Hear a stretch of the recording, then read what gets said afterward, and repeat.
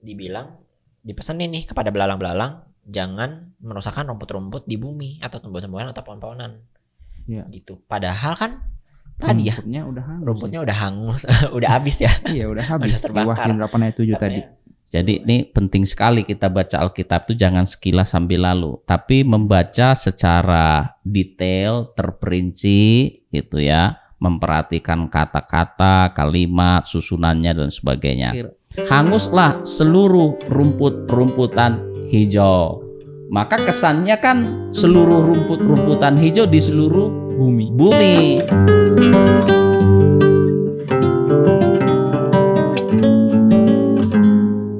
Shalom teman-teman semua.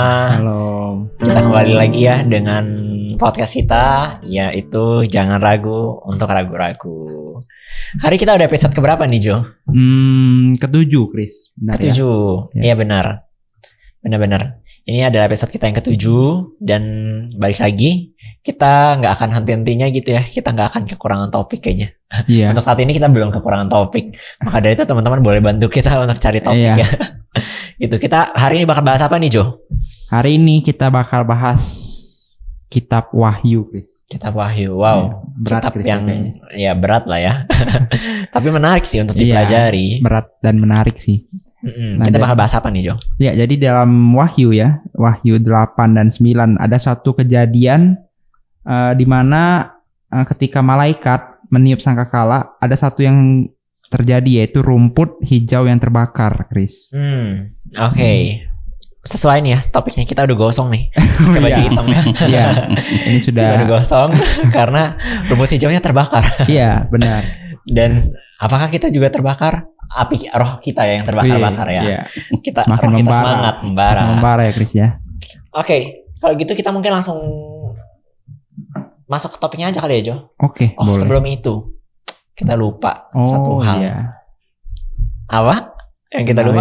Narasumber kita. Kita. Iya, Kembali lagi kita telepon Bapak Dr. Ferry Simanjuntak sebagai narasumber kita. Shalom Pak. Shalom Pak. Chris dan Joseph. Kalau kalian tadi terbakar, hangus, saya pakai baju merah. Inilah api yang membakarnya. Oke. Bisa.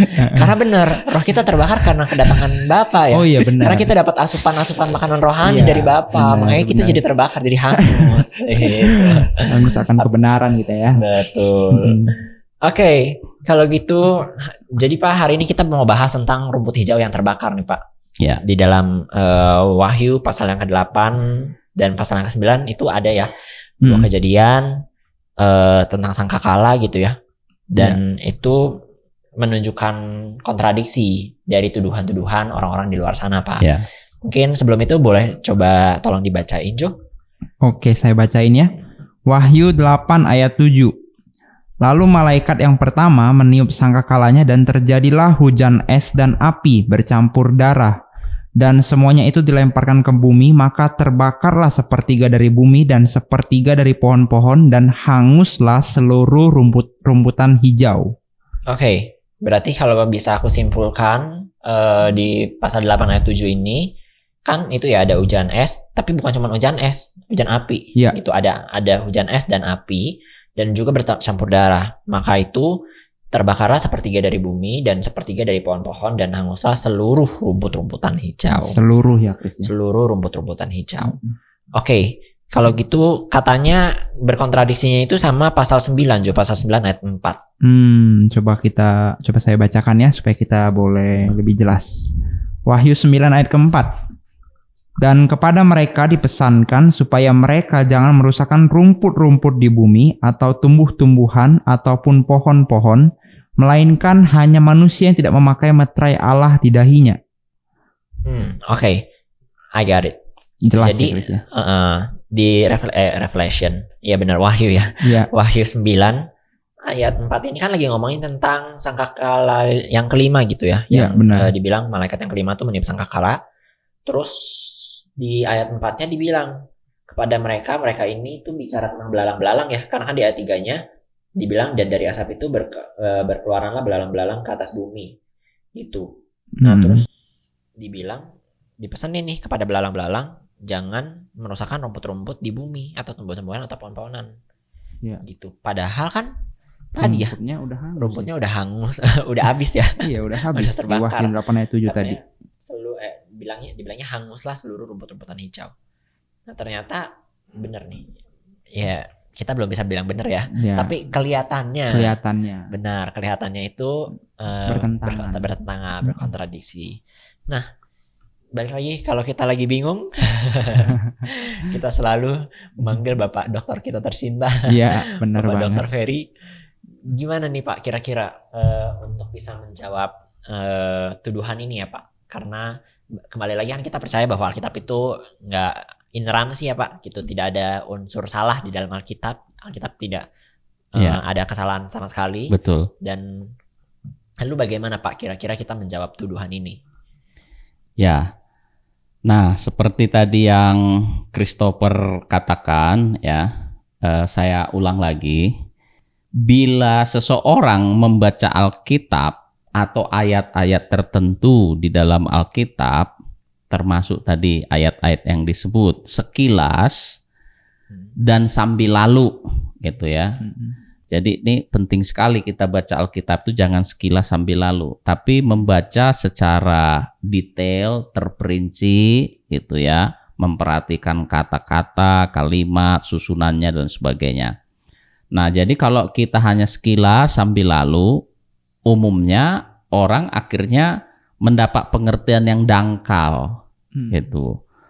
Nah, dan tidak utuh ya terhadap pesan Alkitab itu. Nah, akibat lebih lanjutnya timbullah kebingungan-kebingungan dan menuduh bahwa Alkitab itu penuh kontradiksi seperti tadi.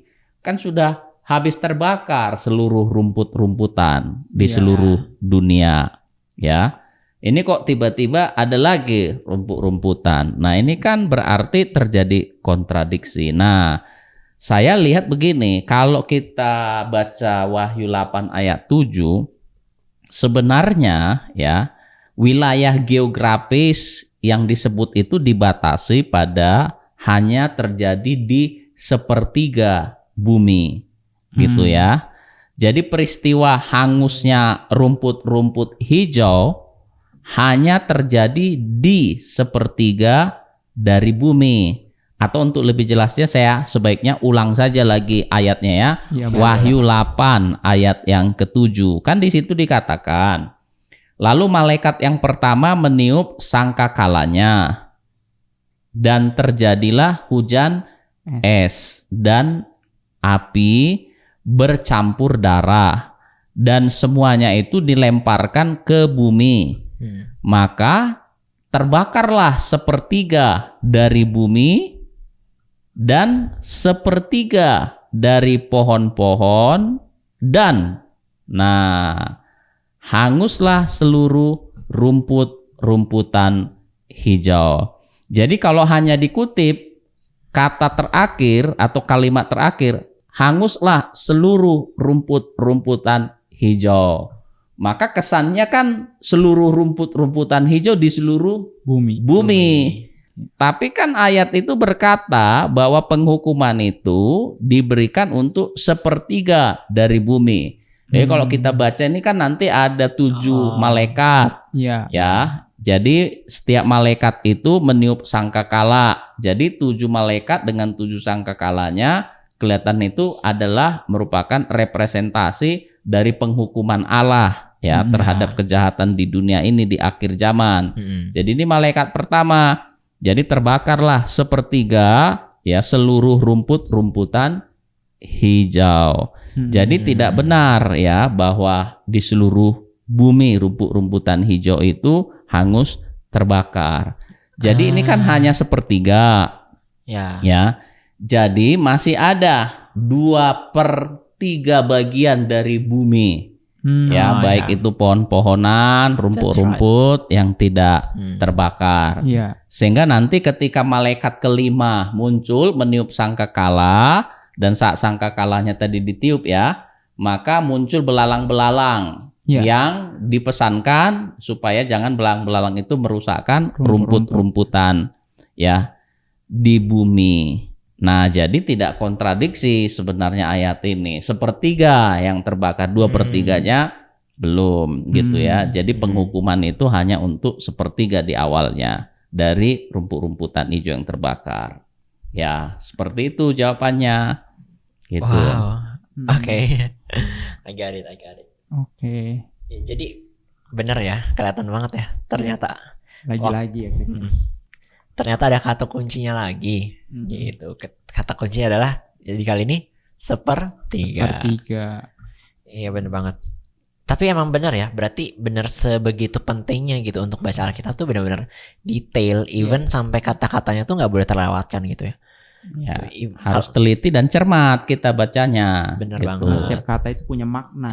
Ya, itu bener banget sih. Ya. Hilang satu kata kunci ya berubah maknanya. Ya. Gitu, dan akhirnya itu yang bikin kita jadi cepet-cepet menyimpulkan bahwa Alkitab ini salah gitu. Iya. Bahkan satu iota pun nggak boleh hilang, Chris, kata. Iya, Alkitab bilang gitu ya. Ya, dan Rasul Petrus kan ngingatin bahwa ciri-ciri nabi-nabi palsu, guru-guru palsu gitu ya, itu mereka memang mengutip ayat, tapi membalikkan maknanya, gitu ya. Nah, saya yakin salah satunya dalam bentuk permainan seperti ini gitu loh. Jadi seperti tadi kalau dikutip bagian akhir dari Wahyu 8 ayat 7, hanguslah seluruh rumput-rumputan hijau. Langsung kan dia ingin membangun imajinasi dulu di dalam benak kita. Oh, seluruh rumput-rumputan gitu ya kan. Nanti di Wahyu pasal 9 ayat itu tadi 4 akhirnya kita lihat wah kontradiksi nih gitu ya kan. Nah, jadi itulah ciri ya nabi palsu, guru-guru palsu. Jadi ya orang-orang yang dulu mengakui bahwa dia Kristen lalu meninggalkan imannya kepada Yesus dan karena menemukan banyak kontradiksi, saya curiga sebenarnya mereka dihasut oleh nabi palsu, guru-guru palsu tadi, gitu ya. Dan saya ingatkan, baliklah, percaya Yesus, Alkitab firman Allah, gitu. Amin. Karena kita datangin sini guru yang sejati ya, Chris, ya. Guru yang asli ya. Guru-guru yang sejati itu Yesus. Amin. Dan ini muridnya Yesus yang langsung berguru langsung sama Yesus. Yang tidak mungkin memain-mainkan kata-kata di Alkitab ini kan. Ya, setiap kita itu sangat potensial untuk melakukan kesalahan. Nah, untuk meminimalisir itu kita harus membaca Alkitab secara teliti, cermat, gitu. Betul. Iya, benar. Setuju banget sih. Ya, dan kerendahan hati perlu ya, kerendahan hati untuk mau cari tahu gitu, mau cari tahu apa sih yang benar-benar memang mau Tuhan sampaikan lewat Alkitab ini gitu. Jangan kita tuh doang sombong, oh udah tahu ini langsung akhirnya jadinya apa ya?